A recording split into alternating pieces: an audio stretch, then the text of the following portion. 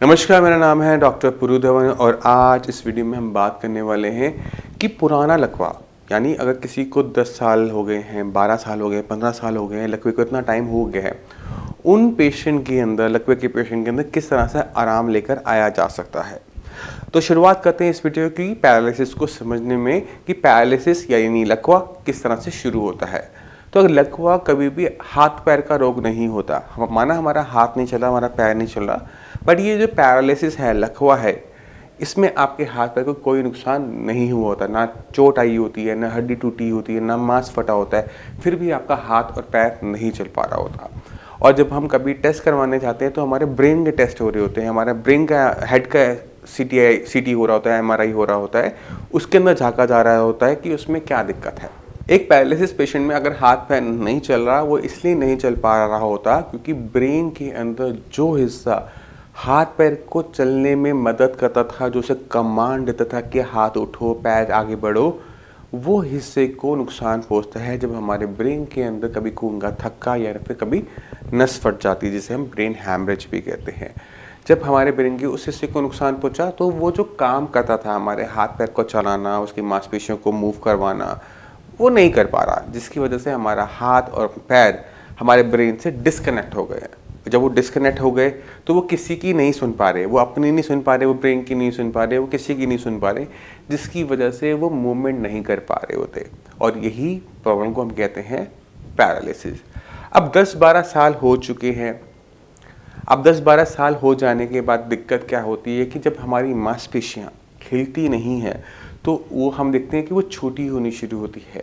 तो अगर आपका लकवा पुराना हो चुका है तो पहला काम आप क्या करेंगे, अपने दोनों हाथ को सामने लेकर आएँ, अपने दोनों पैर को अपने सामने रखें और देखें कि किसी में कोई पतला तो नहीं हो गया। अगर आपका हाथ और पैर पतला हो गया है, पहले से पतला हो गया, दूसरा ठीक है, पहले जो लकवा है वो पतला है, इसका मतलब है कि वहाँ पर मसल एट्रोफी यानी मसल्स का सूखना हो गया है। मसल का सूखना एक और परेशानी होती है, जब लंबे टाइम तक लकवा बना रह जाता है तब हमें देखने को मिलती है।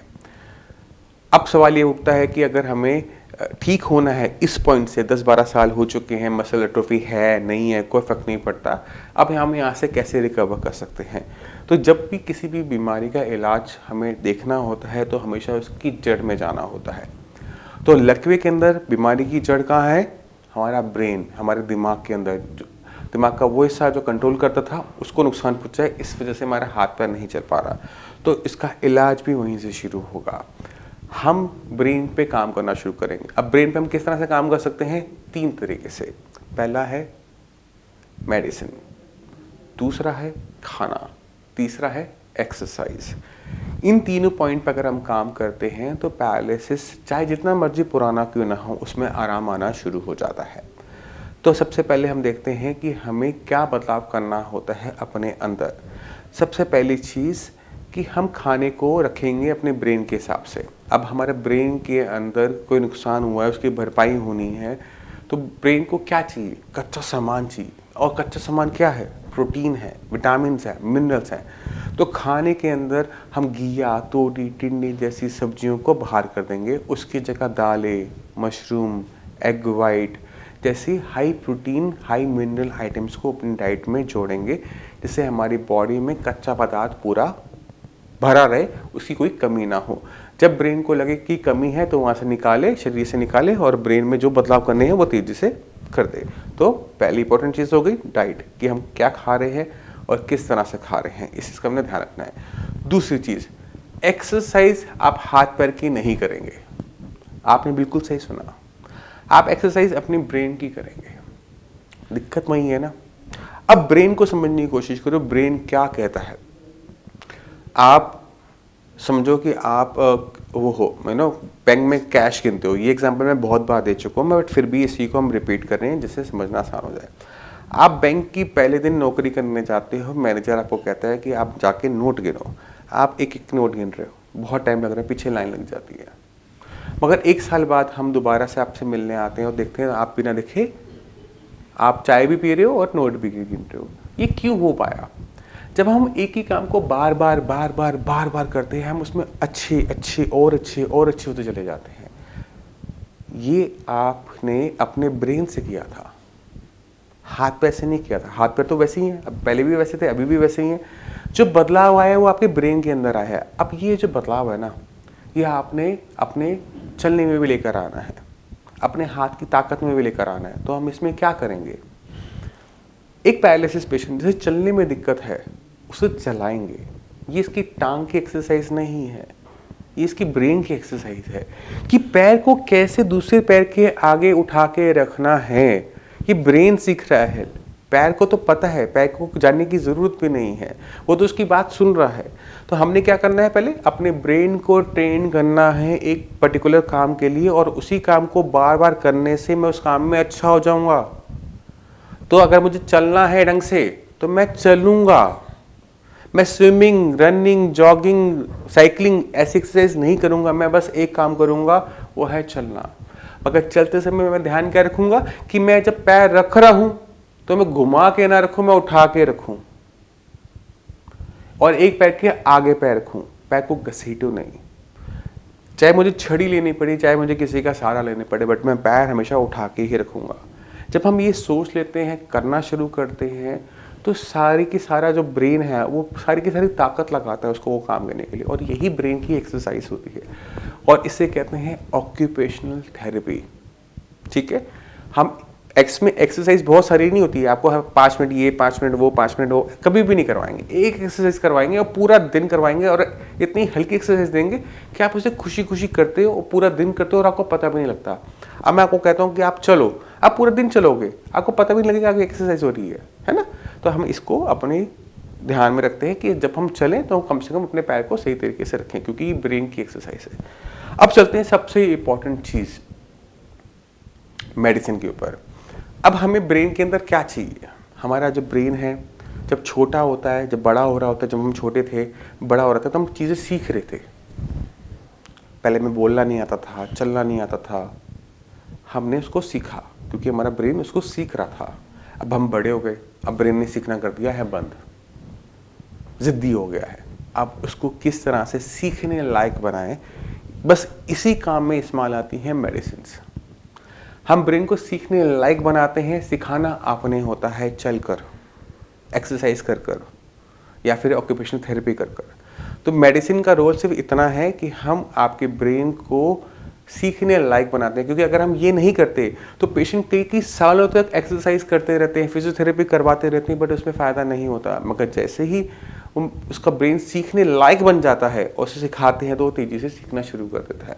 और यही सबसे बेस्ट पार्ट है, और यही सबसे बड़ी कमी है कि आपके 10-12 साल, अगर आप ये वीडियो देख रहे हो 10-12 साल हो चुके हैं, तो यही कमी आपकी पूरी ट्रीटमेंट के अंदर रह गई होगी, जिसको आपने अभी तक पूरा नहीं किया। जिस दिन आप इस तीनों चीज़ों को संगम करवा दोगे, आपके अंदर चेंजेस ऑटोमेटिक तरीके से आना शुरू कर देंगे। क्योंकि जो हम खाना खाते हैं, जो भी हम मेडिसिन लेते हैं, वो सीधा कभी भी हमारे ब्रेन के तक नहीं पहुंचती, क्योंकि हमारा ब्रेन का सर्कुलेशन और हमारी पूरी नीचे की बॉडी का सर्कुलेशन 2 अलग अलग हिस्सों में बटा हुआ होता है। इसके बीच में होता है ब्लड ब्रेन बैरियर। तो कोई भी चीज़, कोई भी मेडिसिन जो इतनी सूक्ष्म हो, इतनी छोटी हो, इतनी फाइन हो कि ब्लड ब्रेन बैरियर को क्रॉस कर सके, वही आपके ब्रेन के अंदर चेंजेस लेकर आ सकती है। नॉर्मल कोई भी मेडिसिन चेंजेस लेकर नहीं आ सकती। इसको आप गूगल करो, आप समझ जाओगे कि डॉक्टर साहब जो बात कर रहे हैं वो थोड़ी सी ज़रूरी बात है। इस ब्लड ब्रेन बैरियर के बारे में आप थोड़ा सा देखिएगा, क्योंकि यही कारण है कि 10-12 साल हो गए दवाई आप जो ने मुँह से खाई थी वो आपके ब्रेन तक कभी पहुँच नहीं पाई। यही सबसे बड़ी दिक्कत है एक पैरालिसिस पेशेंट की रिकवरी के अंदर।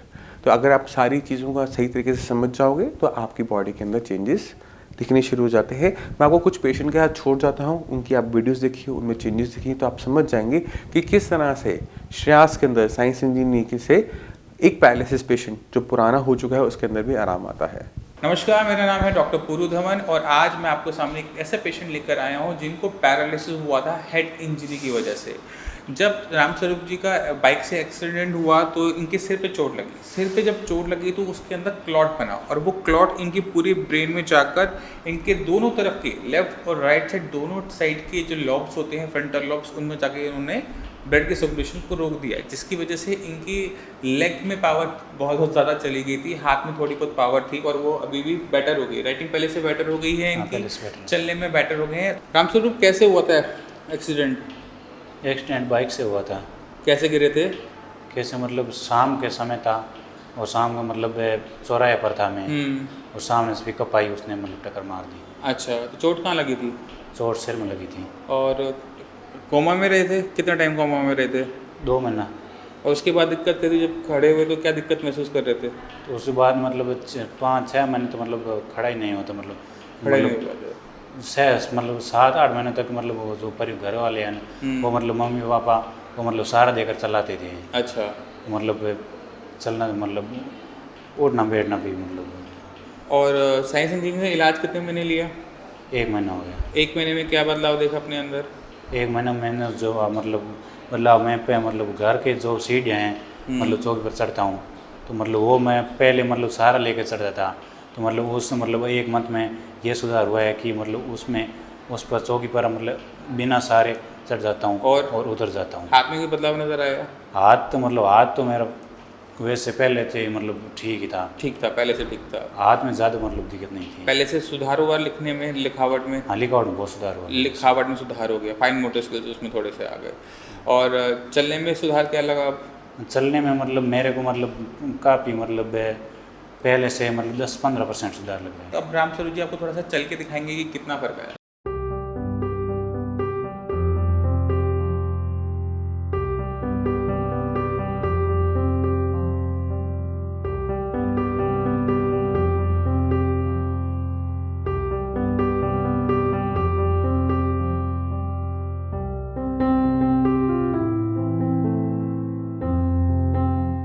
तो आपने खुद देखा, लगभग चाहे जितना मर्जी पुराना क्यों ना हो, अगर हम सही तरीके से काम करते हैं तो चेंजेस हमें पहले महीने में ही दिखने शुरू हो जाते हैं।